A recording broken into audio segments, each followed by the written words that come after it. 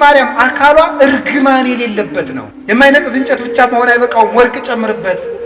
ድንግል ማርያምም መመረጧ ብቻ አይደለም ያስከበራት፣ መመረጧን ተጠቅማ ንጽህና መጨመሯ ነው፣ ራሷ መስራቷ ነው። ወርቅን ከጭቃ ታስገኘዋለህ ስታነሳው፣ ወርቁ ውስጥ ግን ጭቃ የለም። ድንግል ማርያም ከተረገመ ባህሪ ስትወጣ እርግማን ጉስቁል የሆነ ባህሪ ግን አልደረሰባትም። ጴጥሮስ ተሳሳተ ተብሎ ተጽፏል። ሐዋርያት ተበተኑ ተብሎ ተጽፏል። አብርሃም በደለ ተብሎ ተጽፏል። ማርያም ይሄን አረገች ተብሎ አልተጻፈም። ሁለመናዋ ወርቅ ነው ማለት ስጋዋ ወርቅ፣ ነፍሷ ወርቅ፣ ህሊናዋ ወርቅ፣ ልቧ ወርቅ፣ ህዋሳቷ ወርቅ፣ ስሟ ወርቅ፣ ሁለንተናዋ ገንዘብ የሆነ መሰላል እመቤታችን ናት። የመሰላሏ ጫፍ አይምሮዋ ነው። አይምሮዋ ውስጥ ህሊናዋ ውስጥ ከእግዚአብሔር ውጭ ምንም ገብቶባት የማታውቅ እንተ ኢርእያ አይነ ንስር ዲያብሎስ ያልተመለከታት የታጠረች ገነት እጹቅት አዘቅተማ ህይወት የታጠረች አትክልት የተገጠመች የውሃ ጉድጓድ አዘቅተማ ህይወት የህይወት ውሃን ያፈለቀች የታተመች የውሃ ምንጭ እመቤታችን ናት። የስርየት መክደኛው ይቅርታ የተገኘበት ድንግልና ያላት የሔዋን ድንግልና ሞት ነበር ያመጣበት። የይቅርታ ድንግልና የማን ድንግልና ይቅርታ አምጥቶልናል? ይቅርታ እኮ ክርስቶስ ነው። ምህረት ክርስቶስ ነው። ጠለ ምህረት፣ የምህረት ዝናብ፣ የምህረት ጠል፣ የምህረት ውሃ በድንጋሌ ስጋ በድንጋሌ ነፍስ ህትምት የምትሆኝ እመቤታችን በክብረ ወሊድ ላይ የተሰጠች ክብረ ድንግልና አብይ ነው፣ ብዙ ነው፣ ገናና ነው ይላሉ ሊቃውንቱ ውዳሴ ማርያም ሲተረጉሙ። እናንተ ምን አለባችሁ? አይበርዳችሁ? አይሞቃችሁ? እናንተ ኳስ ነው የሚደንቃችሁ። ሳትወልድ ድንግል ሳይወለድ አምላክ፣ ስትወልድ ድንግል ሲወለድም አምላክ፣ ከወለደች በኋላም ድንግል ከተወለደ በኋላም አምላክ። ድንግልናዋ አለመለወጡ የልጇ አምላክነት ላለመለወጡ ማስረጃ ነው።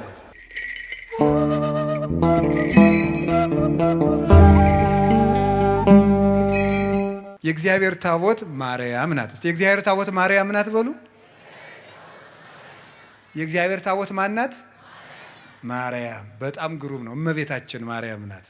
ዛሬ እጥፍ ድርብ ደስታ ነው። በሰንበት ላይ ደብረ ዘይት እንደሚሉት አባቶቻችን ታቦተ ጽዮን ላይ እመቤታችን ያለችበት ናት። የእግዚአብሔር ታቦት ለምንድን ነው የምንላት? እንግዲህ ታቦቱን ከምን አይነት እንጨት ስራው ነው ያለ? አቤት ከማይነቅዝ እንጨት በላዩ ላይ ምን አድርግበት ብሎታል? ወርቅ በሉ እንጂ በወርቅ ከማይነቅዝ እንጨት በሉ። ድገሙ ሁላችሁም፣ አፍ ያላችሁ ሁሉ። ከምን አይነት እንጨት? በላዩ ላይ ምን ጨምርበት? ወርቅ ጨምርበት። ስንት ቀለበት አድርግለት? 4። በጣም ጎበዞች ናቸው። ከዛ በምኑ ላይ አነጋግርሃለሁ? በስርየት መክደኛው ብሉ እንጂ በሞት ይሄን ድገሙት። አቤት ማን ነው የሚያነጋግረው? እግዚአብሔር ይስጣችሁ። እንግዲህ ታቦት ማናት? እመቤታችን በሉ። ምክንያቱ ለምንድን ነው መሰላችሁ? ዮሐንስ ወንጌል ምዕራፍ 1 ቁጥር 46 ላይ ፊልጶስ ለናትናኤል እንዲህ ብሎታል። ረከብንዎ ለኢየሱስ ዘይብልዎ ማስያዝ ዘጸሐፈ ሙሴ በእንቲአሁ ወነቢያትኒ ተነበዩ ሎቱ አለ። ሙሴ ስለሱ የጻፈለትን ነቢያት የተነበዩለትን ማስያዝ የሚሉትን ክርስቶስን አገኘነው አለ። ማን የጻፈለትን? ጆሮ ሙሴ በሉ እንጂ ማን የጻፈለትን? እግዚአብሔር ይስጣችሁ። ሕፃናት ሁሉ ሙሴ ይላሉ። ደስ ይላሉ እኮ እንደው ሕፃናት እያወሩ ነው የሚሰሙ። እንደ ሴቶቹ እያወሩ ይሰማሉ አይደል? ታውቃላችሁ። ብዙ ጊዜ የሴቶች ማህበር ወግ ይበዛዋል፣ ግን እያወጉ ይሰማሉ። የሚያስገርማችሁ ነገር እኔ ይገርመኛል። እያወሩ የሚሰሙ ሴቶች ናቸው እና መልቲታስክ የሚሸከሙ ጎበዞች ናቸው። እውነት ሐሰት? አዎ በጣም ጥሩ ነው። እሺ ለምንድን ነው እያወሩ እንዲሰሙ አድርጎ የፈጠራቸው ብዬ ሳስበው እኔ ብዙ ልጅ ቢንጫጫባቸው የሁሉንም መንጫጫት እንዲሰሙ ነው መሰል እላለሁ። ያኛው እማዬ እማማ ቢል ሁሉንም ይሰሙታል። እና ደግሞ ሴቶች ማህበር ውስጥ ተቀምጠው እየጠጡ ከውጭ ልጅ ቢያለቅስ የልጃቸውን ድምፅ እያወሩ ይሰማሉ። አይገርማችሁም? በጣም ነው የሚገርመኝ። እኔ እናትነት ትልቅ ነገር ነው። ከቃሉ ጋር ናችሁ። ስለዚህ እግዚአብሔር ታቦት ስላለው ታቦት እመቤታችን ናት። መጀመሪያ ከማይነቅዝ እንጨት ማለት ምን ማለት መስላችሁ? ከማይነቅዝ ነቀዝ መብላት ማለት ምን ማለት ነው? መቆንቆን መንቀዝ ምንድነው? እርግማን ኃጢአት ማለት ነው። ከማይነቅዝ እንጨት ታቦቱን ስራው አለ። የድንግል ማርያም አካሏ እርግማን የሌለበት ነው። አሁን ቅድም ነግሬያችኋለሁ። ሙሴ ስለሱ የጻፈለትን ኢየሱስን አገኘ ነው አለ። ሙሴ ስለሱ የጻፈለትን ካለ ሙሴ በኦሪት ዘጸአት ኢየሱስ ክርስቶስ አማኑኤል የሚል ስም ተናግሯል? አልተናገረም። ታዲያ ምንድነው የተናገራቸው ነገሮች ሁሉ ለማን የተናገሩ ናቸው? ስለ ክርስቶስ በምስጢር የተነገሩ ናቸው ማለት ነው። ስለዚህ ነበር ምን አለ? ተፈቅዱ ትህስሱ መጻሕፍተ ወይመስለክሙ ከመ ቦቶን ዘተረክቡ ሕይወተ ዘላለም እማንቱ ሰማዕቴ። መጻሕፍትን ትመረምራላችሁ በእነሱም ሕይወት የምታገኙ ይመስላችኋል፣ እነርሱ ግን የኔ ምስክሮች ናቸው አላቸው። ዮሐንስ ወንጌል ምዕራፍ 5 ቁጥር 44 ላይ እንዲህ አላቸው። ሶበሰ አመንክምዎ ለሙሴ እማመንክሙኒ ኪያየኒ። ሙሴን አምናችሁት ቡኑ ኖሮ ቢሆን እኔንም ታምኑ ነበር። እስመ ውእቱ ጸሐፈ በእንቲአየ፣ እሱ ስለ እኔ ጽፏልና አለ። ዮሐንስ 5:46 ላይ እሱ ስለ እኔ ጽፏልና ሙሴን ብታምኑ እኔንም ታምኑ ነበር አለ። እንግዲህ በሙሴ የተጻፈው ጽሑፍ ሁሉ ለክርስቶስ ቀጠሮ ነበር ማለት ነው። ገባችሁ? በመናን ለክርስቶስ ቀጠሮ ነበር። በምንድን? በምስጢር ማለት ነው። በምስጢር እንደዚያ ከሆነ ለምሳሌ ኦሪት ዘጸአት ምዕራፍ 25 ስለ ኢየሱስ ክርስቶስ የተጻፈ ነው። እንዴት ተብሎ ነው የተጻፈው? ታቦት እናቱ ቃል እሱ ተብለው ተጽፈዋል ማለት ነው። እናቱ ታቦት እሱ ደግሞ ቃል ተብሎ ተጽፏል። እንዲህ ብሎ ነው የተጻፈው። ኦሪት ዘጸአት ምዕራፍ 25 ቁጥር 1 ላይ ማይነቅዝ እንጨት፣ እንግዲህ እናቱ ታቦት ናት። በታቦቱ ውስጥ የእግዚአብሔር ቃል አለ። ክርስቶስ ደግሞ ቃል ነው። በቀዳማዊ ሕልውናው ቃል ይባላል። ዮሐንስ ወንጌል ምዕራፍ 1 ቁጥር 1 ላይ በመጀመሪያ ቃል ነበረ ብሎ ቁጥር 14 ላይ ቃል ሥጋ ሆነ እንዳለ ክርስቶስ ቃል ይባላል። ቃል ይባላል። ስለዚህ በታቦት ውስጥ ቃል አኑርበት ማለት በታቦት በድንግል ማርያም ማህፀን ቃል ወልድ አድሮ ሥጋ ነፍሶ ስግው ቃል ክርስቶስ ሆነ፣ በተዋህዶ ራሱን ገለጠ ማለት ነው። ስለዚህ እመቤታችን ታቦት ናት። ክርስቶስ ምን ይሆናል? ቃል ይሆናል። እንደዚያ ከሆነ ቃሉ የሚገባበትን ታቦት የማይነቅዝ እንጨት ይሁን ማለት ድንግል ማርያም እግዚአብሔር የሚያድርባት ስለሆነች የእሷ አካል እርግማን የሌለበት ነው ማለት ነው። የማይነቅዝ እንጨት ነው። መንቀዝ ማለት ብሌት ማለት እርጅና ማለት ምን ማለት ነው? ኃጢአት፣ እርግማን ማለት ነው። ቅዱስ ጳውሎስ ሁለተኛ ቆሮንቶስ ምዕራፍ 5 ቁጥር 18 ላይ እነሆ በክርስቶስ ሁሉ አዲስ ሆኗል፣ አሮጌው አልፏል ብሏል። አሰስሉ ብሁአ ብሉየ፣ አሮጌውን እርሾ አስወግዱት፣ ከመትኩኑ ለሐዲስ ሐሪጽ፣ ለአዲሱ እርሾ ለክርስቶስ ተዘጋጁ ዘንድ አሮጌውን እርሾ አስወግዱ። እስመ ተሰቅለ በፋሲካነ ክርስቶስ፣ ፋሲካችን ክርስቶስ። አንድም በፋሲካችን ክርስቶስ፣ በፋሲካችን ዕለት ፋሲካችን መሻገሪያችን ክርስቶስ ታርዷልና ይላል ቆሮንቶስ 5 ላይ ሲናገር። አሮጌውን እርሾ አስወግዱ። ስለዚህ አሮጌ ማለት ኃጢአት ማለት ነው። አሮጌ መንቀዝ ማርጀት ማለት ኃጢአት ማለት ነው። እርግማን ማለት ነው። ሞት ማለት ነው። ከማይነቅዝ እንጨት ታቦቱን ስራው ማለት ድንግል ማርያም መጀመሪያም ኃጢአት ሳይኖርባት ነው ያዘጋጃት። እርግማን አልነበረባትም። ከሴቶች ተለይቶሽ አንቺ የተባረክሽ ነሽ ያላት ለዚህ ነበር። ሉቃስ ወንጌል ምዕራፍ 1 ላይ እንግዲያ ምድር ሁሉ የተረገመ ነው፣ እመቤታችን ግን ለይቶ የተባረክሽ ነሽ አላት። ከወንዶች ሳይል ከሴቶች ያለ ለምንድን ነው? እርግማን የመጣ በሴት ነበረ። በሴት ስለነበረ ሴቲቱ ዓለምን ሁሉ የምትወክልናት። ከሴቶች ተለይቶሽ አንቺ የተባረክሽ ነሽ ሲል ከሰው ዘር በአጠቃላይ ተለይተሽ የተባረክሽ ነሽ ነው። ከማይነቅዝ እንጨት ማለት ይሄ ነው። በወርቅ ለብጠው ምንድን ነው? በወርቅ ለብጠው ማለት ምን ማለት ነው? ልብ ብላችሁ ስሙ የእግዚአብሔር ቤተሰቦች። መጀመሪያ ከማይነቅዝ እንጨት ስራው ማለት እንጨቱ መጀመሪያ በተፈጥሮ ይሄ ሁሉ ታቦቱ ረጅም ዘመን ሲቀመጥ እንዳይነቅዝ ነው። ከማይነቅዝ እንጨት ስራው አለው፣ እንዳይፈርስ ነው። ይሄ ማለት ምን ማለት ነው? ድንግል ማርያም መጀመሪያ አካሏ ያዳም ሸክም የሌለበት እርግማን የሌለበት አድርጎ እግዚአብሔር አዘጋጀው። እንዴት ይሆናል? በእግዚአብሔር ኃይል ይሆናል። ታምር ነው የሷ ነገር። ከማይነቅዝ እንጨት በወርቅ ለብጠው ማለት ደግሞ ወርቅ የተባለ አንደኛውን ከማይነቅዝ እንጨት ተፈጥሮ ተሰርቶ ደግሞ ወርቅ ሲለበጥበት ታቦቱ ለብዙ ዘመን የሚኖር ይሆናል ማለት ነው። ወርቅ የተባለ የእመቤታችን ንጽህናዋና ቅድስናዋ ነው። የሰራችው ንጽህና ነው። ወርቁ በተፈጥሮ ብቻ አይደለም የሚጠበቀው። ወርቅ እንጨቱ የማይነቅዝ እንጨት ብቻ መሆን አይበቃውም። ወርቅ ጨምርበት። ድንግል ማርያምም መመረጧ ብቻ አይደለም ያስከበራት፣ መመረጧን ተጠቅማ ንጽህና መጨመሯ ነው። ራሷ መስራቷ ነው። መመረጥን መጠበቅ እንጂ መመረጥ አያስደንቅም። መምረጥማ የእግዚአብሔር ነው። መምረጥ የእግዚአብሔር ነው።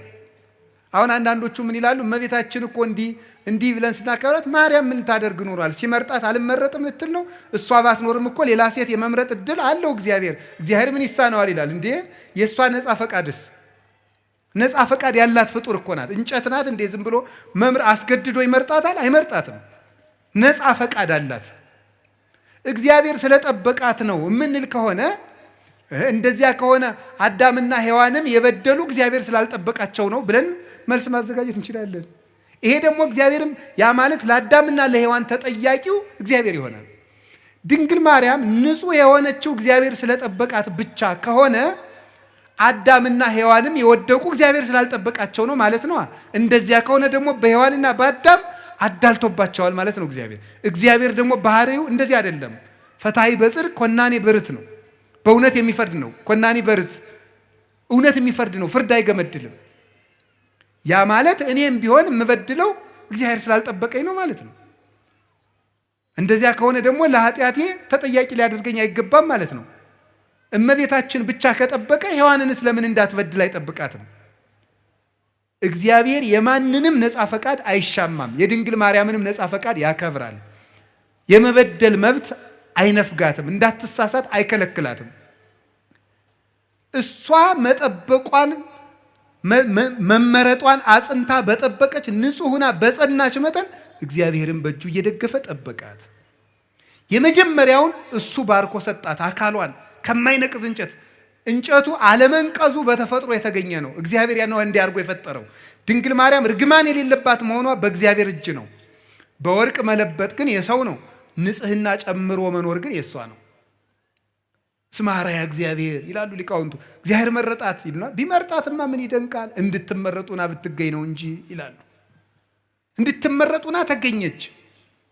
ምርጫዋን ደግሞ አጸንታ ያዘች። ቅዱስ ጳውሎስ መመረጣችሁን ታጸኑ ዘንድ ከፊት ይልቅ አሁን ትጉ ያለን ለዚህ ነው።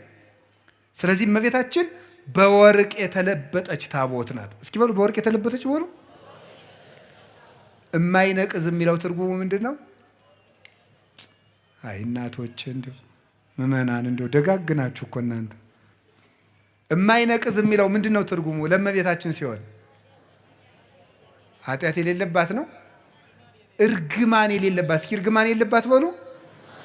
ወይም የአዳም ጉስቁልና ያላረፈባት። እንጨቱ በተፈጥሮ የማይነቅዝ ነው። እመቤታችንም እግዚአብሔር ሲፈጥራት ከእናቷ ማህፀን ሲለያት እርግማን እንዳይኖር አድርጎ ነው የጠበቃት። አቀባ ጰራቅሊጦስም ከርሰማ ወይ ረኩሰት በምንትንም ዘፈጠራ። እንዴት ሊሆን ይችላል? ከመምጽውር ጽሩየ ገብረ አለ ቅዱስ ዮሐንስ አፈወርቅ። ይሄ እንዴት ሊሳካ ይችላል ካል ወርቅ ከጭቃ እንደሚገኘው ነው አለ። ወርቅን ከጭቃ ታስገኘዋለህ። ስታነሳው ወርቁ ውስጥ ግን ጭቃ የለም። ድንግል ማርያም ከተረገመ ባህሪ ስትወጣ እርግማን ጉስቁል የሆነ ባህሪ ግን አልደረሰባትም። አባቶቻችን በብዙ ነገር ተርጉሞ በሾህ መካከል እንደተከበበች ጽጌረዳ ይላል። ጽጌረዳ አበባ እሾሁ መሃል ላይ ናት። እሾሁ ግን የለባትም። ድንግል ማርያም የእርግማን እሾህ ባለበት ዓለም ውስጥ እርግማኑ ሳያርፍባት ወጣች። እንደ ጽጌረዳይቱ መዓዛዋን ብቻ ይዛል። መዓዛ አፉሃ ከመኮል ወኩሉ ነገር በሰላም ያለ ቅዱስ ያሬድ ይህን ነው።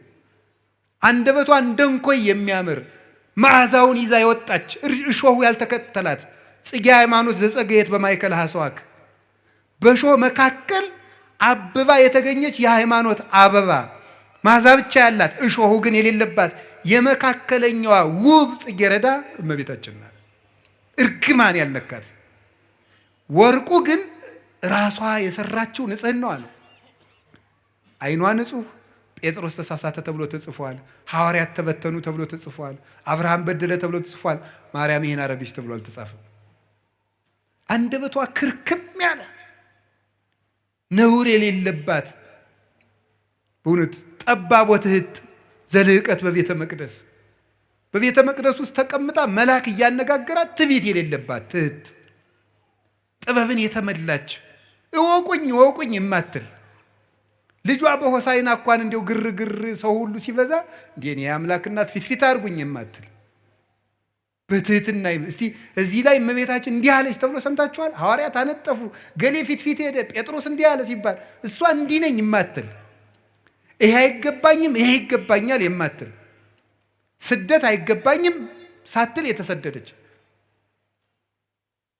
መልካም ነገር ይገባኛል አክብሩኝ የማትል ትህትናን የተመላች ወርቅ። ትንቢተ ዘካርያስ ምዕራፍ 4 ቁጥር 2 ላይ ነቢዩ ዘካርያስ ርየ ተቃዋመ ማይቶት ዘካርያስ የወርቅ መቅረዝን አይቶት ነበረ። ምን ያለ ዘይትን የተመላ 7 አይጹቅ ያላት 7 ቅርንጫፍ ያላት መቅረዝ ዘይት ያለባት ኩለንተሃ ወርቅ ይላል። ሁለመናዋ ወርቅ የሆነ መቅረዝ አየው ይላል ትንቢተ ዘካርያስ ምዕራፍ 4 ቁጥር 2 ላይ። ቅዱስ ያሬድ ይህን ወስዶ ይላል ዘሕዝቅኤል እጹት ምስራቅ ዘዘካርያስ ተቃዋም ዘወርቅ ማርያም ኢቲ ዘውዳሴሃ እሙቅ። የሕዝቅኤል የምስራቅ በር የዘካርያስ የወርቅ መቅረዝ ምስጋናዋ ተቀርቶ የማያልቅ ማርያም ናት ይላል። ኩለንተሃ ወርቅ ሁለመናዋ ወርቅ ነው ማለት ስጋዋ ወርቅ፣ ነፍሷ ወርቅ፣ ህሊናዋ ወርቅ፣ ልቧ ወርቅ፣ ህዋሳቷ ወርቅ፣ ስሟ ወርቅ፣ ሁለንተናዋ ገንዘብ የሆነ ጸጋን የተመላች እጅ እግሯ ገንዘብ የሆነ ናት እመቤታችን። እኛ እኮ እንደው ብዙ የሚጣል ያለን እንደ ዱባ ታውቃላችሁ። በቤተ ክርስቲያን ስርዓት ዱባ ለቤተ ክርስቲያን ስለት አይገባም። አይገርማችሁ? ፍትሐ ነገሥት አንቀጽ 17 ላይ አንቀጸ ምጽዋት ላይ ዱባ ለቤተ ክርስቲያን አያምጡ ይላል። ለምን? ዱባ ብዙ የሚጣል አለው። አያችሁ? የሚጣል ነገር የሚበዛባቸው ሰዎች ቤተክርስቲያን አይጉ ማለት ነው። ዱባቱ ነው። እሺ ዱባ ማለት የሚጣለው የሚበዛ ነው። እንደው እኛ እኮ ብዙ የሚጣል ነገር አለን። እንደው ብዙ ወጥቶ የሚወድቅ ጓዛ ምነን እንደው ይሄን እና ዱባቱና ቅልም አይገባም ይላል። ውስጡ መራራ ነውና መራራ ሰዎች በቤተክርስቲያን ርስት የላቸውም ማለት ነው። መራራ መሆን ክፉ ነው። ስለዚህ እመቤታችን ግን የሚጣል የሌላት አልብኪ ነውር ወይ ምንትኒ በላይሌኪ ኩለንታኪ ሰናይት እንተሃቤ ወዳጄ ሁለንተናሽ ውብ ነው ምንም ነውር የለብሽም ብሏታል ልጇ ሰሎሞን። በወርቅ የተለበጠችው ታቦት ማድረግ አንዳች ነገር ያልተገኘባት የቅድስና ማህተም ያተማት የእግዚአብሔር ከተማ የመሰላሏ ጫፍ ላይ ይላል አይደለም እንዴ? የመሰላሏ ጫፍ ላይ እግዚአብሔር ተቀምጦባት ነበር ይላል። መሰላል እመቤታችን ናት። የመሰላሏ ጫፍ አይምሮዋ ነው። አይምሮዋ ውስጥ ህሊናዋ ውስጥ ከእግዚአብሔር ውጭ ምንም ገብቶባት የማታውቅ እንተ ኢርእያ አይነ ንስር ዲያብሎስ ያልተመለከታት የታጠረች ገነት እጹቅ አዘቅተማ ህይወት የታጠረች አትክልት የተገጠመች የውሃ ጉድጓድ አዘቅተማ ህይወት የህይወት ውሃን ያፈለቀች የታተመች የውሃ ምንጭ እመቤታችን ናት። የእግዚአብሔር ታቦት ይሏችኋል ማርያም ናት። 2 ክንድ ከስንዝር ያለው ከአዳም እስከ ኖህ ያለው ጊዜ ነው። እሱ 2256 ዘመን ይሆናል። 1 ክንድ ከስንዝር የሚለው ከኖህ እስከ ሙሴ ያለው ነው 1644 ይሆናል። 1 ክንድ ከስንዝር ቁመት ወርድ ቁመት አቆልቋይ 1 ክንድ ከስንዝር የሚለው ደግሞ ከሙሴ እስከ እመቤታችን 1600 ይሆናል። ይሄን ስትገጥሙት 5500 ዘመን እንዲህ ያለ ታቦት አበጅ ማለት 5500 ዘመን ሲያልቅ የምትመጣ የእግዚአብሔር ማደሪያ ታቦት አለች ማለት ነው። 4 ቀለበት አብጅለት ማለት 4 ቀለበት ማለት አይን፣ ጆሮ፣ እጅ፣ አፍንጫ። ስለዚህ 4ቱን ቀለበት በወርቅ ለብጠው የወርቅ ቀለበት ማብጅለት ማለት እመቤታችን በጆሮዋ አልበደለችም፣ በአይኗ አልበደለችም፣ በአፍንጫዋ አልበደለችም፣ በእጇ ዳሳ አልበደለችም። አራቱን ቀለበት ወርቅ አድርገው ማለት ሰው የሚበድላቸው በሮቿ ሁሉ የእመቤታችን ንጹህ ናቸው እንደ ጠራ ወርቅ። የስርየት መክደኛ የተባለ ድንግልናዋ ነው። መክደኛ የታተመ ድንግልና ነው። የታተመ ድንግልና በስርየት መክደኛው አነጋገር ስርየት ማለት ይቅርታ ነው። የስርየት መክደኛ ማለት በድንግል ማርያም ድንግልና በኩል እግዚአብሔር ይቅርታን ይዞ መጥቷል። ፈቂዶ ይፈውስ ትዝምደሰብ ተገምረ በማህፀነ ድንግል ታቢዮ ለኩሉ ኃይል እለ በሰማያት ማሂደር ባህርየ ሰብን ነገደ ሰብን ላድን ባለ ጊዜ ከሰራዊተ መላእክት ተሰውሮ በድንግል ማርያም ማህፀን አደረ። እኔ እንደው ማርያም ምን አድርገልኛለች የሚለኝ ሰው ኢየሱስ ነው እንጂ የሚለኝ ሰው እግዚአብሔር ሰውን ላድን ብሎ የት ሄደ ብዬ ነው የምጠይቀው። እግዚአብሔር ሰውን ላድን ብሎ ወደ ማርያም መጣ ነው የማገኘው መጽሐፍ እኮ የሚለኝ። እግዚአብሔርን ሰውን ሊያድን መጣ። እንዲህ አለ እኮ ጌታ እስመ መጻ ወልደ እጓለ እመሕያው ከመ ይህስስ ወያድን ዘተሃጉለ። የሰው ልጅ የጠፋውን ሊፈልግና ሊያድን መጥቷል አለ ማቴዎስ 18 ላይ። የሰው ልጅ የጠፋውን ሊያድን መጥቷል። የሰው ልጅ ክርስቶስ የጠፋውን ሊያድን መጣ። የጠፋውን ሊያድን ሲመጣ ወዴት መጣ? መጀመሪያ ወደ ድንግል ማርያም መጣ። እግዚአብሔር ድህነትን ይዞ ጉዞ የጀመረባት ገብቶ የከተመባት የድህነት ሀገር፣ የፈውስ ሙዳይ፣ የሃይማኖት ከተማ እመቤታችን ናት። ስለዚህ የስርየት መክደኛው ይቅርታ የተገኘበት ድንግልና ያላት የሔዋን ድንግልና ሞት ነበር ያመጣብን። የይቅርታ ድንግልና የማን ድንግልና ይቅርታ አምጥቶልናል? ይቅርታ እኮ ክርስቶስ ነው። ምህረት ክርስቶስ ነው። ጠለ ምህረት፣ የምህረት ዝናብ፣ የምህረት ጠል፣ የምህረት ውሃ፣ የምህረት ፀሐይ፣ የምህረት ብርሃን ክርስቶስ ነው። የምህረት ዛፍ ክርስቶስ ነው። የምህረት ፍሬ ክርስቶስ ነው። እሱን ያስገኘ ድንግልና የድንግል ማርያም ነው። ምህረት የሰጠ ድንግልና፣ ምህረት የፈሰሰበት ድንግልና፣ ምህረትን ዓለም ያሳየ ድንግልና የማርያም ድንግልና ነው። ዝም ብሎ ድንግልና አይደለም። ጓዲድ አብዩቱ ስብሐተ ድንግልናኪ በማርያም ድንግል ፍጽምት በድንጋሌ ሥጋ በድንጋሌ ነፍስ ህትምት የምትሆኝ እመቤታችን በክብረ ወሊድ ላይ የተሰጠች ክብረ ድንግልና አብይ ነው፣ ብዙ ነው፣ ገናና ነው ይላሉ ሊቃውንት ውዳሴ ማርያም ሲተረጉሙ። እናንተ ምን አለባችሁ? አይወርዳችሁ፣ አይሞቃችሁ። እናንተ ኳስ ነው የሚደንቃችሁ። እንዴ ተጃጅላችሁ ያለቃችሁ ሰዎች ይቅር ባሉኝ። እሺ ገሎ ማዳን ዘይቤ ማለት ነው። እሺ ከቃሉ ጋር ናችሁ። እግዚአብሔር ከሁላችን ጋር ይሁን። እና ይሄ እስቲ የስርየት የድንግል ማርያምን ድንግልና የስርየት መክደኛ በሉት። በእውነት በሉ እንጂ የስርየት መክደኛ ያለበት ምክንያት ድንግልናዋ ማህተመ ድንግልናዋ ስላልተፈታ ነው። ስርየት የተባለ ደግሞ ይቅርታን ለዓለም ያወጣ ድንግልና የእመቤታችን ድንግልና። እኔ እውነቴን ነው። አይ ካህናት የታደሉት እመቤቴ ለማኅፀንኪ እግዝእቴ በረከቱ እፈቱ እግዚአብሔር ዘተጸውረ ቦቱ ይላሉ። እመቤቴ ማርያም ሆይ የማኅፀንሽን በረከት እፈልገዋለሁ፣ ይድረሰኝ የማኅፀንሽ በረከት። እግዚአብሔር ያደረበት ወደዚች ምስራቅ የማይዞር ማን ነው?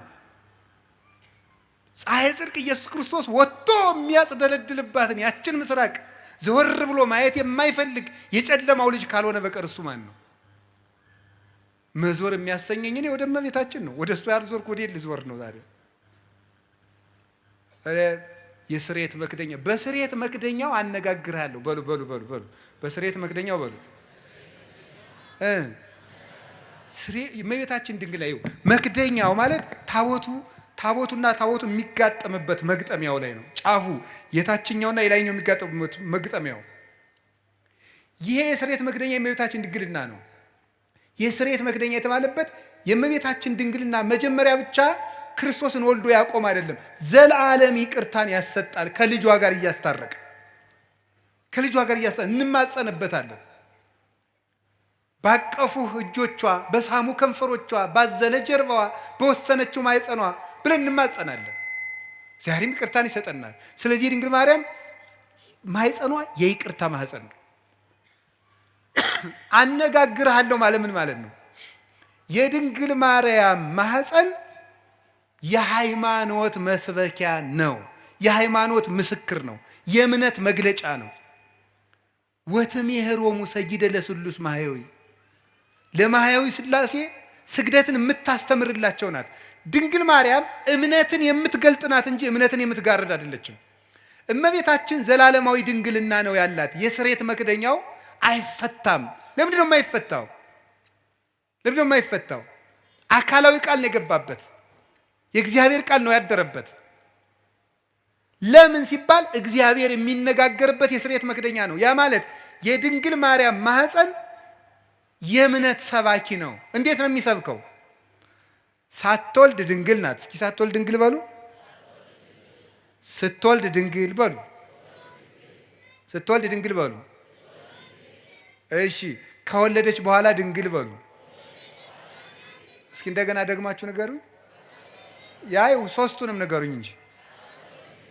እሺ፣ እሺ፣ ከወለደች በኋላ ይሄ ማለት ምን ማለት ነው? በስሬት መክደኛው ምን እልሃለሁ ነበር ያለ? ዘብዛባ ሁኜ እንዳይመስላችሁ። እሺ፣ ነገርን ከነገር ለማገናኘት ነው የምደግመው። እሺ፣ በስሬት መክደኛው ምን አረጋለሁ ነው ያለው? የስሬት መክደኛ ያልነው በሐዲስ ኪዳን ሲተረጎም ምንድን ነው? የእመቤታችን ምንድን ነው? ድንግልናዋ ነው። ድንግልናዋ ነው የስሬት መክደኛ። ስሬት የተባለ ይቅርታን የሰጠ ክርስቶስ ከማን ስለተወለደ ነው? ከእመቤታችን ስለተገኘ። እንደዚያ ከሆነ ሳትወልድ ምንድናት? ድንግል በሉ። ቀጥሉ። ስትወልድ፣ ከወለደች በኋላ ለምን ለምን በሉ እንጂ። ምን ያደርጋል ይሄ ስትሉ፣ ለልጇ ምስክር ስለሚሆን። ምን? ኢየሱስ ክርስቶስ ሳይወለድ አምላክ በሉ፣ ሲወለድም አምላክ፣ ከተወለደ በኋላም አምላክ። ስለዚህ ዕብራውያን 13 ቁጥር 8 ላይ ኢየሱስ ክርስቶስ ዘትማልሙ ወይም ወክመውት እስከ ለዓለም፣ ኢየሱስ ክርስቶስ ትናንትም ዛሬም እስከ ዘላለሙ ድረስ ያው ነው ይላል። ያው ነው። ሳትወልድ ድንግል፣ ሳይወለድ አምላክ፣ ስትወልድ ድንግል፣ ሲወለድም አምላክ፣ ከወለደች በኋላም ድንግል፣ ከተወለደ በኋላም አምላክ። ድንግልናዋ አለመለወጡ የልጇ አምላክነት ላለመለወጡ ማስረጃ ነው ማለት። ለማይለወጠው ልጇ ምስክር እንድትሆን እሱ ሰው ቢሆንም አምላክነቱ ስላልተለወጠ እሷም ብትወልድም ድንግልናዋ አልተለወጠም። ለልጇ ምስክር ናት። በስርየተ መክደኛው አነጋግርሃለሁ ማለት አለመለወጤን የማልለወጥ አምላክ መሆኔን በማይለወጠው በእናቴ ድንግልና እነግርሃለሁ፣ አስተምርሃለሁ ማለት ነው። ቅዱስ ዮሐንስ አፈወርቅ ሃይማኖተ አበው ምዕራፍ 67 ቁጥር 31 ላይ እንዲህ ይላል፣ እሰብክ መንገለ ድንግልናሃ ለማርያም እንተ ትከውን ስም አለቃል ይላል። ለቃል ምስክር በምትሆን በድንግል ማርያም ድንግልና ክርስቶስን እሰብከዋለሁ ይላል። ለቃል ምስክር በምትሆን በድንግል ማርያም ድንግልና ክርስቶስን እሰብከዋለሁ። የድንግል ማርያም ድንግልና የክርስቶስ መስበኪያ ነው። ድንግልናዋ አልተለወጠም። ለምን? እሱም ሰው ሲሆን አልተለወጠምና። የማይለወጥ አምላክ መሆኑን ለማስረዳት የእናቱን ድንግልና ሳይለውጥ ተወለደ። ትንቢተ ሚልክያስ ምዕራፍ 3 ቁጥር 5 ላይ አንሰ እግዚአብሔር አምላክክሙ ዘኢይትዌለጥ፣ እኔ የማልለወጥ አምላካችሁ እግዚአብሔር ነኝ፣ እኔ እግዚአብሔር አምላካችሁ አልለወጥም ብሎ ነበር። የማይለወጥ አምላክ መሆኑን ለማስረዳት ከእናቱ ሲወለድም ድንግልናዋን እንዳይለወጥ ጠበቀ። አቀበ ማኅተመ ድንግልና ከመትኩን መራሒተ ለሃይማኖት አበይ፣ አቀበ ማኅተመ ድንግልና ከመ በጽንሳ መንክር ትኩን መራሒተ ለሃይማኖት አባይ። ድንቅ በሚያሰኝ ማኅተመ ድንግልናዋ ለታላቂቱ እምነት ምስክር ትሆን ዘንድ ድንግልናዋን ጠበቀው ይላል። ስለዚህ የድንግል ማርያም ድንግልና ለክርስቶስ አለመለወጥ ምስክር ነው። ክርስቶስ ሰው የሆነ አምላክ ነው። ሰው የሆነ አምላክ ነው። ሰው ብቻ አይደለም፣ አምላክ ብቻ አይደለም፣ ሁለትም አይደለም፣ ነጠላም አይደለም። ሰውነቱ በአምላክነት እንዳልተለወጠ ድንግል ስለሆነች እናትነት አልቀረባትም። አምላክነቱ በሰውነት እንዳልተለወጠ ድንግልናዋ በእናትነት አልተለወጠባትም። አምላክ ወሰብ ስለሆነ ሁለት ባህሪ እንደማይባል ሁሉ ድንግልም እናትም ስለሆነች ሁለት ሰው አይደለችም። እናቱ አንድ ሁና ድንግልም እናትም እንደሆነች ክርስቶስ አንድ አካል አንድ ባህሪ ሲሆን አምላክነቱ በሰውነት ሰውነቱ በአምላክነት ያልተለወጠበት በተአቅቦ የሚኖር በተዋሂዶ ክብሩን የገለጠ ስግው ቃል ወልድ ዋሕድ አምላክ ወልደ አምላክ ይባላል። እንግዲህ ከገባችሁ ይገባችሁ፣ ይገባችኋል፣ ደግሞ ይገባችኋል። ይዛችሁታል? እሺ። ድንግል ማርያም ድንግል ናት በሉ። እሺ። እናት ናት በሉ። ክርስቶስሳ አምላክ ነው በሉ። ሰው ነው በሉ። ደግሞ ድንግል እናት ግን ሁለት ናት። ክርስቶስ አምላክ ነው፣ ሰው ነው፣ ሁለት ነው አይደለም፣ አንድ ባህሪ ነው። ስለዚህ የተዋህዶ ምስክር ናት ማለት ነው። የተዋህዶ ምስክር እንድትሆን ድንግልናዋን የጠበቀበት ምክንያት ለዚህ ነው። ስለዚህ እግዚአብሔር በዚህ ነግሮናል። ትንቢተ ሕዝቅኤል ምዕራፍ 44 ቁጥር 2 ላይ ድንግል ማርያም ድንግል ሆና የሆነችውና በዘላለም ድንግልና የቀጠለችው ድንግልናው ያልተለወጠው ለምንድን ነው ብትሉ፣ አንደኛ ለልጇ ምስክር እንድትሆን ነው። አሁን ባልኳችሁ የልጇን አለመለወጥ እንድትመሰክር፣ የልጇን ተዋህዶ እንድትመሰክር፣ ለልጇ ምልክት እንድትሆን። ትንቢተ ኢሳይያስ ምዕራፍ 7 ቁጥር 11 ላይ እግዚአብሔር ይውበክሙ ትእምርተ፣ እግዚአብሔር ምልክት ይሰጣችኋል፣ ድንግል በድንግልና ጸንሳ በድንግልና ትወልዳለች፣ ስሙንም አማኑኤል ትለዋለች አለን። ማቴዎስ ምዕራፍ 1 ቁጥር 23 ላይ በነቢይ የተነገረው ይፈጸም ዘንድ ስሙን አማኑኤል ትበለው በለው፣ ድንግል በድንግልና ትወልዳለች፣ ስሙም አማኑኤል ይባላል የተባለ ይፈጸም ዘንድ አለ። እግዚአብሔር ምልክት ይሰጣችኋል፣ ድንግል ትወልዳለች አለ። ድንግል ማርያም ዘላለማዊ ድንግልና ከሌላት ምልክትነቷ ምንድን ነው? ምልክት የሆነችው እኮ ዘላለማዊ ድንግልና ስላላት ነው። ያ ምልክት የተፈጸመባት ድንግል ደግሞ እመቤታችን እንደሆነች ወንጌላዊ ነግሮናል። ስለዚህ ድንግል ማርያም የማይለወጥ ዘላለማዊ ድንግልና አላት። ለምን? ምስክር እንድትሆን። ወዲህም ደግሞ ለምንድን ነው የማይገባባት ሲባል ሌላ ባል አላገባችም፣ ሌላ ልጆችን አልወለደችም። ለምን? የኃያላን አምላክ እግዚአብሔር ስለገባባት። ሕዝቅኤል ምዕራፍ 44 ቁጥር 4 ላይ እንደተነገረው የሰራዊት ጌታ እግዚአብሔር ገብቶባታልና ሌላ አይገባባትም፣ ተዘግታ እጹታ ትነብር ለዓለም፣ ለዘላለሙ ታትማ ትኖራለች። መልስ ለምን? እግዚአብሔር ስለገባባት። እግዚአብሔር ስለገባባት። አንዳንዶቹ ምን ሊሏችሁ ይችላሉ? አረ ትንቢተ ሕዝቅኤል ምዕራፍ 44 እኮ ስለ ማርያም የሚመለከት አይደለም ይላል። አይድረስ እኮ ነው እናንተ። ደንቆሮና እንትን አሉ እንዴ፣ ብልህና ጅል ተከራክረው አሉ፣ ጅል አሸነፋሉ። ምን ብሎ ሲባል እምቢ ብሎ። እንዲሁ ይገርማችኋል እኮ እንደዚህ ነው። ምንድነው የሚለው? እምቢ። እንደዚህ ነው። መልሱ ምንድን ነው? አይደለም። እንዴት ብሎ አይደለም ይባላል? እንዲሁ እኮ ይገርማል። እንዲሁ ምን ይሻላቸዋል? ድንቁርና ነውር ነው። ድንቁርና እንዲሁ ጥበብ ቤቷን ሰራች እንደተባለ ጥበብ ድንቁርና ቤቷን ሰራች፣ 7 ምሰሶም ማቆመች ያስብላል። እነዚህ እኮ ነውር ነው። ስለ እመቤታችን አይደለም ለማለት ምንድን ነው ማስረጃ? አንድ እኮ የመጽሐፍ ቅዱስ መንፈሳዊ ሕይወት አለ። በስነ ጽሑፍም ቢሆን ሕግ አለ። አንድ በስነ ጽሑፍም እኮ እንዲህ ነው ለተባለ ባለሙያዎቹ ሀሳብ ሲሰጡበት ነው። ባለሙያዎቹ ሀሳብ ይሰጡበታል። ሙያ አለው እኮ። ሲያውን እኔ ብድግ ብዬ እኔ ስፔሻሊስት ዶክተር ነኝ ብል ምን ትላላችሁ? ይሄ መነኩስ ያበደ አትሉም? እንደዚህ እኮ ነው ሁላችሁ። ሙያ አለው ነው፣ ባለሙያውን ነው የምትጠራ። መቼም ኩላሊ ልብ ሳስበው በግራ ጡት ዝቅ ብላ ነው ያለች፣ እስቲ ኦፕሬሽን ላድርግ አይባልም። እንዲህ ሳስበው ተብሎ ስራ አለ የለም። ባለሙያ ያለው የትኛው አካል የት ቦታ እንዳለ የሚያውቅ፣ የትኛው ጥቅስ ለየትኛው እንደሆነ የሚያውቁ፣ ለዘመኑ የቀረቡ፣ ለጉዳዩ የቀረቡ፣ ለእግዚአብሔር የቀረቡ ሶስቱንም የሚያሟሉ አባቶች ማርያም ናት ብለው ነግረውናል። ሶስቱንም የሚያሟሉ ለዘመኑም ቅርብ የነበሩ፣ በመጀመሪያው ክፍለ ዘመን፣ በሁለተኛው ክፍለ ዘመን፣ በሶስተኛው ክፍለ ዘመን፣ በአራተኛው ክፍለ ዘመን የነበሩ እነ ቅዱስ ኤፍሬም፣ እነ ቅዱስ ቄርሎስ ነግረውናል። እነ ቅዱስ ኤራቅሊስ ነግረውናል። ማርያም ናት የሕዝቅኤል ምስራቅ ብለው። ቅዱስ ያሬድ ነግሮናል። ሊቁ ለእግዚአብሔር የቀረበው ለዘመኑ የቀረበው 6ኛው ክፍለ ዘመን የነበረው ሰማይ ድረስ ሂዶ ዜማን ቆንጥሮ ያመጣው እሱ ነግሮናል። አንተ የት ቤት ነህ እንደው ማን? ስለዚህ ለዘመኑ ቅርብ ናቸው፣ ለጉዳዩ ቅርብ ናቸው። መጻሕፍትን ጥሬ ቆርጥመው እግዚአብሔርን በሱባኤ እየጠየቁ የተማሩ ናቸው። ለእግዚአብሔር ቅርብ ናቸው። ሽንገላ ክዳት የሌለባቸው ሊቃውንት ሐዋርያውያን አበውን የተከተሉ ሊቃውንት ማርያም ናት። የምስራቂቱ በር ማርያም ናት። ደሞስ ምን ይጎልባታል ብትባል ዮሐንስ 8:12 ላይ እኔ የዓለም ብርሃን ነኝ አለ። እሱ የዓለም ብርሃን ከሆነ ልጇ እመብርሃን ብትባል ምንድን ነው ኖሩ? በዚያውም የዓለም ብርሃን ኢትዮጵያ ናት የምትሉ ሰዎች አርፋችሁ ተቀምጡ። ኢትዮጵያ የዓለም ብርሃን የሚባል የጅል ስብስብ ነው። የምሬን ነው። የዓለም ብርሃን ክርስቶስ ነው እንጂ ኢትዮጵያ የዓለም ብርሃን ሆናም አታውቅም አትሆንምም።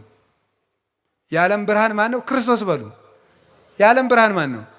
ክርስቶስ ነው። ኢትዮጵያ የዓለም ብርሃን አይደለችም። ማን ነው ያላችሁ እንደዚህ? ከቤተ ክርስቲያን ሰውን ለማጥፋት የሚዘየድ ስብስብ ነው። ብር ካጣችሁ ነግዱ። እኔ እውነቴን ነው። ነግዱ፣ ስሩ። እንዴ እውነቴን ነው።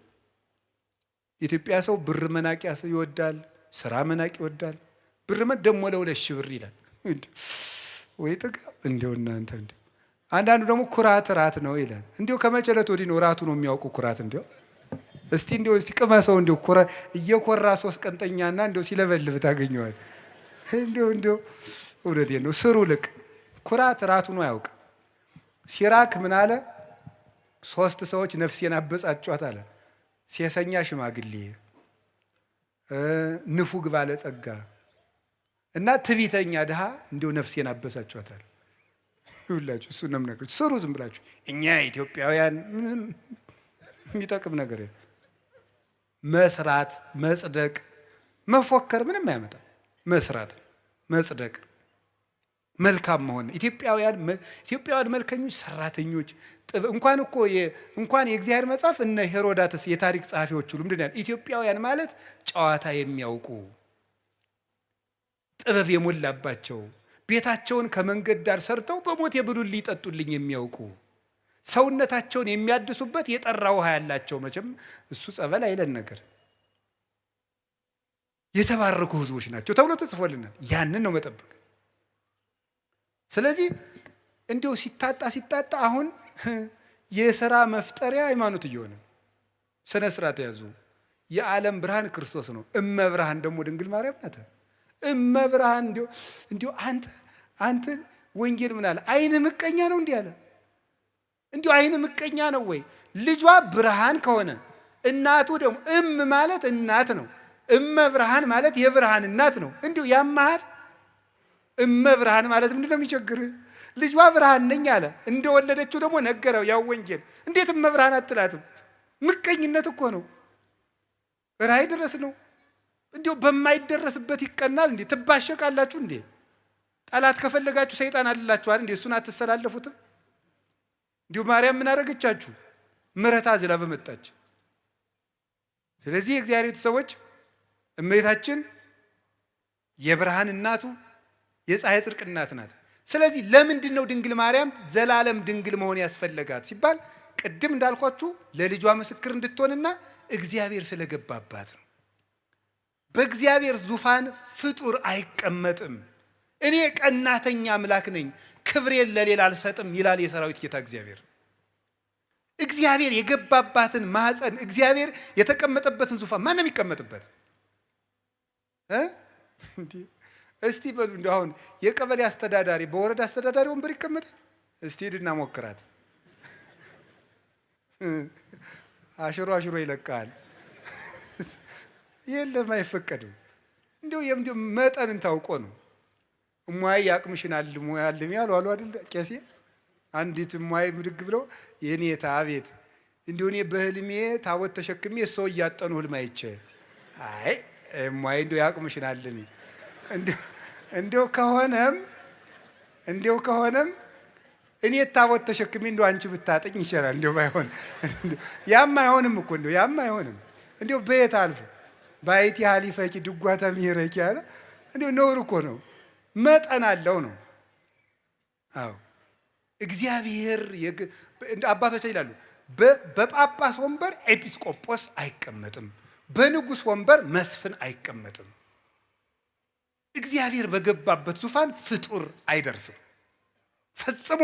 እንዴት ያለስ ደፋር ሄሮድ ዮሴፍ ያረገው ጻድቅ ነው አይደል ያለው እንዴ? በዚያውስ ላይ ሐዋርያት እንኳን ክርስቶስን ከተከተሉ በኋላ ወደ ሚስት አልተመለሱም። እንደው ጴጥሮስ ሚስት ነበረው ይባላል። ጭራሽ እሷ አምላክን ወልዳ መልሳ ወደ ትዳር ተመለሰች ይባላል። ከቅዱስ ጴጥሮስ አንሳ ፈጽሞ ነውር ነው፣ ያላደለ ነገር ነው። የእግዚአብሔር ዙፋን ነው፣ ድፍረት ነው። እምንንቀው እግዚአብሔርን ነው።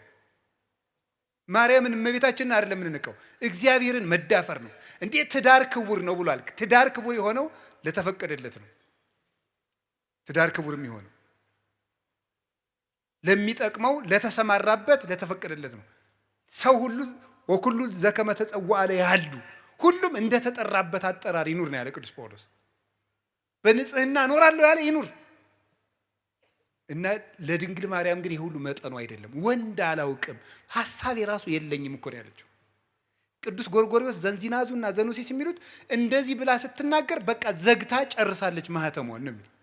ፈጽሞ ሐሳብ ራሱ ብልጭታ የሚባለው ራሱ መጥቶባት አያውቅም ስላለም የምታስበው እግዚአብሔርን ብቻ ነው። እንዲህ ያለች ነው የስርየት መክደኛ ያሰኛት ይሄ ነው። አማናዊት ታቦት እመቤታችን ናት። እመቤታችን ቅድስት ድንግል ማርያም ይሄ ታቦት ምን ያርፍበት ነበር? ብርሃን። እስቲ ብርሃን በሉ። አቤት ከድንግል ማርያም ምን ተገለጠ? ብርሃን በሉ እንጂ። ያ ብርሃን ማን ነው? ክርስቶስ ነው። ብርሃን ያረፈባት ታቦት እመቤታችን። ያንን ብርሃን ምን ይከበው ነበር አልኳችሁ? በሉ እንጂ ምን አለ? መንፈስ እግዚአብሔር ቅዱስ ይመጽእ ላዕሌኪ ወኃይለ ልዑል ይጼልለኪ። የእግዚአብሔር መንፈስ ባንቺ ላይ ይመጣል፣ የልዑል ኃይልም ይጋርድሻል። ሀብተ መንፈስ ቅዱስ ይጋረዳት። መንፈስ ቅዱስ በሀብተ መንፈስ ቅዱስ የተጋረደች። ቅዱስ ቄርሎስ ሲናገር መኑ ውእቱ ዘከማከ ዘከለለ መንበሮ በእሳት ይላል። ቅዳሴ ቄርሎስ ላይ ሲናገር መንበሩን በእሳት ያጠረ እንዳንተ ማን ነው ይላል። መንበር እናቱ ናት። በእሳት መታጠሯ መንፈስ ቅዱስ ይጋርድሻል መባሏ ነው። የታጠረች መንበር ናት። ያችን እሳት ደፍሮ እንኳንስ ረተው ጎበዝ እንኳን እመቤታችንን እኮ የሰማዩን ዙፋን እንኳን እናቷ አይደለም እኮ ያ ዙፋን ያንን እኮ ኪሩቤል ፊታቸውን ሸፍነው ነው ማየት አይቻልንም ብለው ማርያም እመቤታችን እንኳን ሊዳስሳት ሰው በስጋዊ ፈቃድ ሊቀርብ ይቅርና የሰማዩን እንኳን ማየት አልተቻላቸው። እቺ ደግሞ እናቱ ናት። ስለዚህ እመቤታችን ቅድስት ድንግል ማርያም የእግዚአብሔር ዙፋን ናት። ደመና መንፈስ ቅዱስ የጋረዳት ናት። መስዋዕት ያርግ ነበር በታቦቱ። እመቤታችንንም ጸሎት እናሳርግባታለን ታቦት ስለሆነች። ቅዳሴ መሃል እመቤታችን ለምን እንጠራለን? ተፈስሒ ወዘንሥእለኪ ዳይና ቅድስት ምልዕተ ክብር ድንግል በኩሉ ጊዜ ወላዲተ አምላክ እሙ ለክርስቶስ አይርይ ጸሎተነ ዲበ መልዕልት አበ ፍቁር ወልድኪ። ሌላ የለው። ድነተ ሥጋ ድነተ ነፍስን የምንለምንሽ ክብርን የተሞላሽ ቅድስት ወይ ደስ ይበለሽ። ወደ ልጅሽ ወደ ወዳጅሽ ወደ ላይ ጸሎታችንን አሳርጊ። በቃ የለ ታቦት ናታ። እስራኤል በታቦት ጸሎት ያሳርጉ ነበር። እኛ በእመቤታችን ታቦትነት ጸሎትን ወደ ልጇ እናሳርጋለን። ሰዎች ግን የሚመስላቸው ድንግል ማርያም አማላጅ ናት ሲባል የለም ክርስቶስ አርብ በደሙ ስላስታረቀን የእሱን አማላጅነት ትጋራለች ይመስላቸዋል። እንደዚህ አይደለም። የእመቤታችን ምልጃ ወደ ክርስቶስ የርቅ ስራ የሚያደርስ ነው እንጂ የክርስቶስን ደም ተካክሎ ወይም እኩል ሆኖ ወይም ተደምሮ ወይም ተባብሮ እኩል ያድናል ማለት አይደለም። ሰውን ሁሉ እየሳባችሁ ወደ እኔ አምጡት ብሎ ሐዋርያትን የላከ አምላክ እናቱንም የምሕረት ገመድ አድርጎ እሱ በደሙ ወደ ሰጠን ይቅርታ እንድንደርስ ጫፏን ይዘን ወደሱ የምንሄድባት የምሕረት ሀብል ናት እመቤታችን። ለዚህ ነው የሰጠን። እሷን ይዘን ወደሱ እንድንቀርብ ምን ብሎ ነበር? ዮሐንስ 12 ላይ እኔ ከላይ ሄድና ስባችኋለሁ አለን። እናቱን ገመድ አድርጎ እየጎተተ ይወስደናል፣ ይስበናል በእናቱ ፍቅር።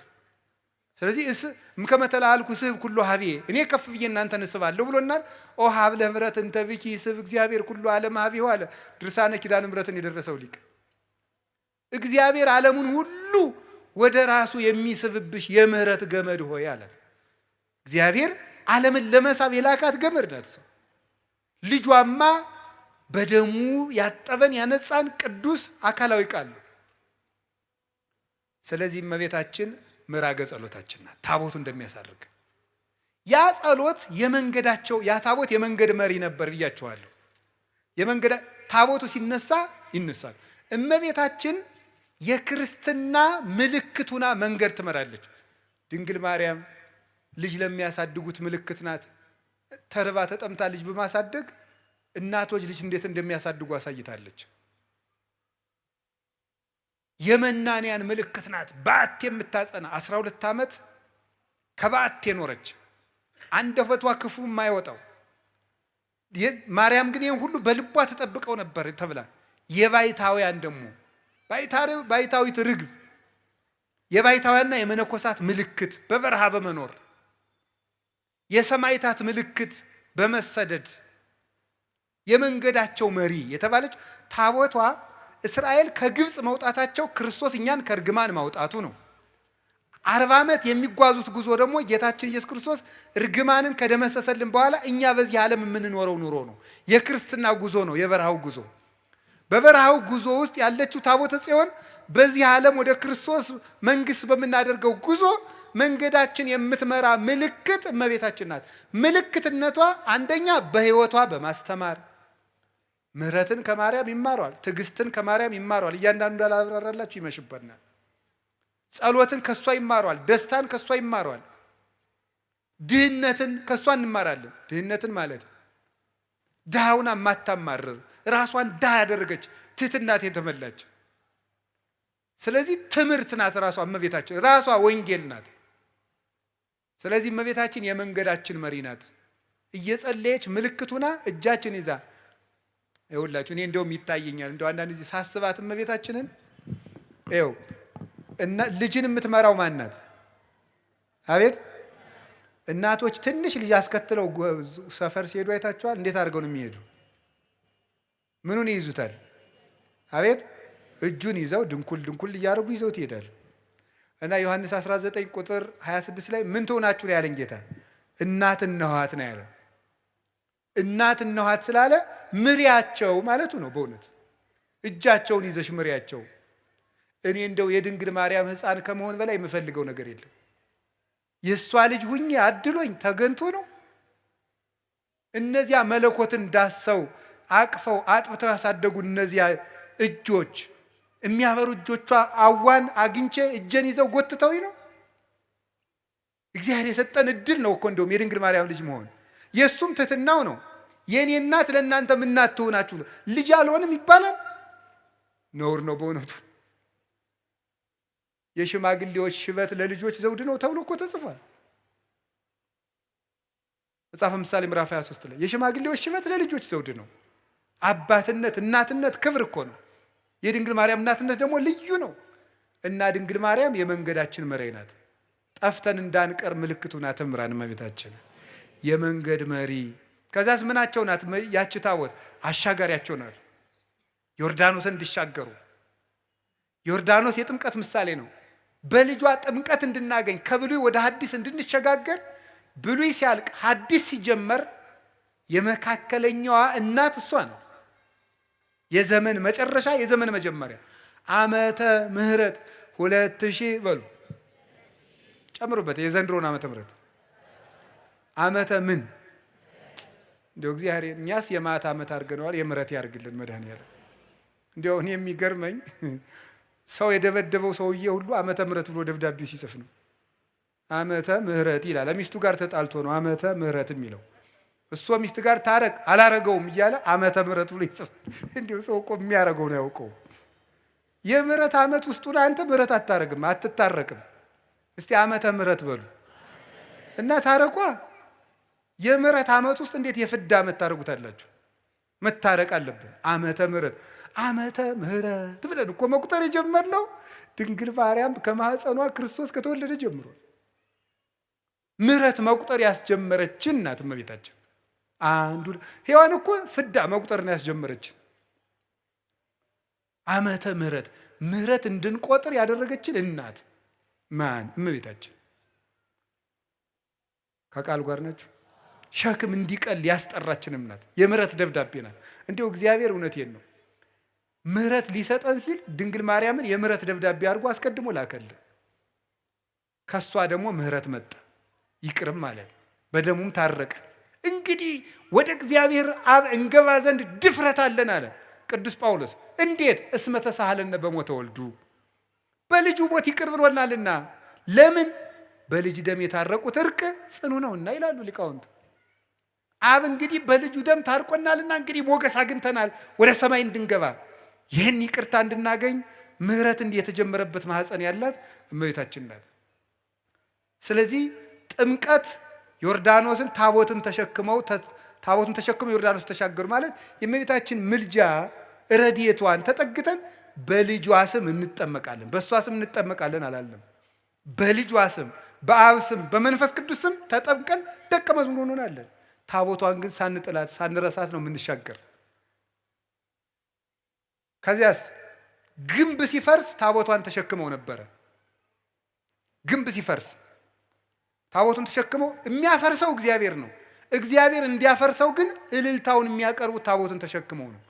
አሁን እዚህ ቅዳሴ ላይ ምን ይላል ካህኑ? ስብሐት ወክብር ለስሉስ ቅዱስ ይደሉ። መልሱ እንጂ እንደዚህ እያደረገ ቤተ ክርስቲያኑን ምን ይለዋል? ይዞረዋል አይዞረውም? ይዞረዋል አሉ ሕፃኑ። ምን እንደሆነ እኮ አይገባቸውም ሕፃናት፣ ግን እኔ እንዲሁ ይገርሙኛል። ይዞረዋል አይዞረውም? ዙሮ ሲጨርስ ምን እያለ ይገባል መሰላችሁ? መጨረሻ እናንተ አሰሙትም እንጂ ግዕዝ እንዲሁ ይገርማል። ጀርመን እንግሊዘኛ ግዕዝ በፒኤችዲ ትሰጣለች። እናንተ ደህና ዋላችሁ አታውቁም እዚህ ተቀምጣችሁ። እና ዙሮ ሲጨርስ እንደዚህ አጥኖ ዙሮ ሲገባ ምናል እግዚአብሔር አምላኬ በከማናል ከጥቅማ ለኢያሪኮ በሄደ ኢያሱ ገብርከ ወልደ ነዌ ከማዋንል ጥቅማ ኃጢአቴ ወኃጢአቶሙ ለኩሎሙ ሕዝብከ ይላል። አቤቱ ፈጣሪ እግዚአብሔር ሆይ በባሪያህ በኢያሱ እጅ የኢያሪኮን ግንብ እንዳፈረስክ በእኔ በባሪያህ እጅ የሕዝብህን የኃጢአት ግንብ አፍርስ ይላል። አጥኖ ሲገባ ነው። እዚያ መቅደሱ ሲገባና ተፈሥሒ ማርያም ምልዕተ ጸጋ ታቦቱን ተሸክመው አይደል ግንቡን የዞሩት? ተፈሥሒ ማርያም ምልዕተ ጸጋ ይላል። እግዚአብሔር ምስሌኪ ግንቡን የሚያፈርሰው እግዚአብሔር፣ የሚዞሩ ግን እልልታውን የሚያቀርቡት በታቦቱ። ኃጢአታችን ይቅር የሚለን የሚደመስስልን ልጇ ክርስቶስ ይቅር በለን ብለን ጸሎታችን የምናሳርግባት ታቦት እመቤታችን የኃጢአታችን ግንብ እንዲፈርስ ተሸክመናት የምንዞራት ታቦታችን ናት። የሚያፈርስልን ግን ልጇ ነው። ይቅር የሚለን እሱ ነው። ከዚያት ርስት ይዘዋት የገቡ ታቦት እስቲ በሉ ርስት በሉ።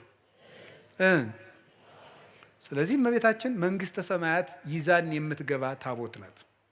ያችኛይቱ ርስት የመንግስተ ሰማያት ምሳሌ ስለሆነች ዳጎንን የቀጠቀጠችው ታቦት ተሰዳ ዳጎንን የቀጠቀጠች ማለት ድንግል ማርያም ተሰዳ ዲያብሎስ እንዲቀጠቀጥ በልጇ ታቦተ ጽዮን ያንን ዳጎን የቀጠቀጠችው በላይዋ ላይ በተጻፈው የእግዚአብሔር ቃል ነው። ድንግል ማርያምም አካላዊ ቃልን አዝላ ወደ ግብፅ ወደ ኢትዮጵያ ተሰዳ ዲያብሎስ በልጇ ኃይል እንዲቀጠቀጥ አድርጋለች።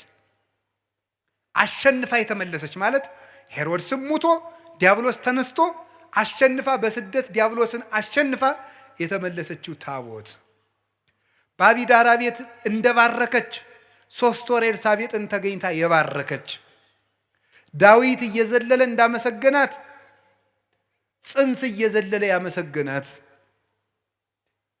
ማናት? ይቺ እመቤታችን። መጨረሻት በወርቅ የተለበጠች ናትና ታቦቱ አይነቅዝም። በወርቅ የተለበጠ ነውና በሉ ታቦቱ ምን አይልም?